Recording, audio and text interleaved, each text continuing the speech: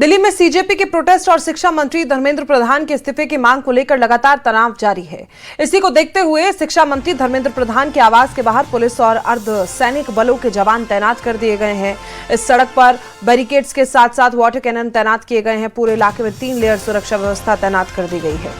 दिल्ली में सीजेपी के प्रोटेस्ट और शिक्षा मंत्री धर्मेंद्र प्रधान के इस्तीफे की मांग को लेकर जिस तरीके से तनाव लगातार चल रहा है, 20 तारीख को संसद भवन की तरफ कूच किया गया था, उसके बाद भी प्रदर्शनकारी लगातार जंतर मंतर पर डटे हुए हैं। इसी को देखते हुए अब शिक्षा मंत्री धर्मेंद्र प्रधान के आवास के बाहर पुलिस और अर्धसैनिक बलों को तैनात कर दिया गया है और साथ ही सड़क पर भी बैरिकेड्स के साथ साथ वाटर कैनन तैनात किए गए हैं। पूरे इलाके में 3 लेयर सुरक्षा व्यवस्था तैनात कर दी गई है ताकि अगर ऐसी कोई भी स्थिति बनती है तो उस पर तुरंत नियंत्रण पाया जा सके।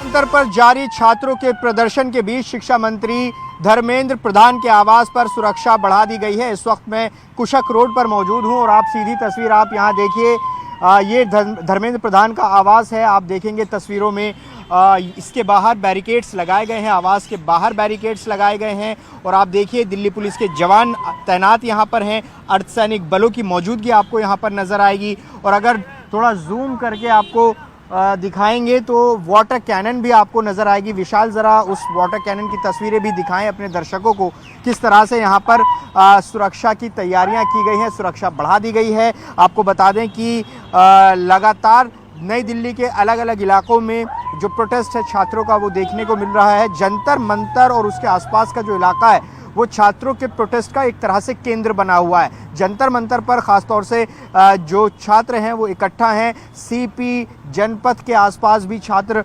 देखे जाते हैं, लेकिन अभी यहाँ पर सिक्योरिटी बढ़ा दी गई। इस रोड को अगर आप देखेंगे तो 3 लेयर बैरिकेड्स यहाँ पर लगाया गया है। आप ये देखिए तस्वीरों में किस तरह की तस्वीर यहाँ पर दिखाई दे रही है और साफ तौर पर यहाँ पर देखिए चेतावनी भी यहाँ पर लिखी है, जिसमें लिखा है कि सभी को सूचित किया जाता है कि यहाँ धारा 163 लागू है और किसी को भी यहाँ पर धरना प्रदर्शन करने की अनुमति नहीं है। ये नोटिस, ये चेतावनी यहाँ पर लगाई गई है। एक बार और तस्वीर थोड़ा सा और करीब से दिखाने की कोशिश करेंगे। आप ये देखिए जो दिल्ली पुलिस के जवान हैं वो पूरी तरह से सेफ्टी गियर्स के साथ धर्मेंद्र प्रधान के आवास पर यहाँ तैनात आपको नज़र आएंगे और तमाम पुलिसकर्मी यहाँ पर मौजूद हैं, अधिकारी यहाँ पर मौजूद हैं और ख़ासतौर से जो धर्मेंद्र प्रधान का आवास है उसके बाहर भी एक बैरिकेड लगाया गया है और इस पूरी सड़क को दोनों तरफ से बंद किया गया है ताकि प्रदर्शनकारी यहाँ पर ना पहुँच सकें।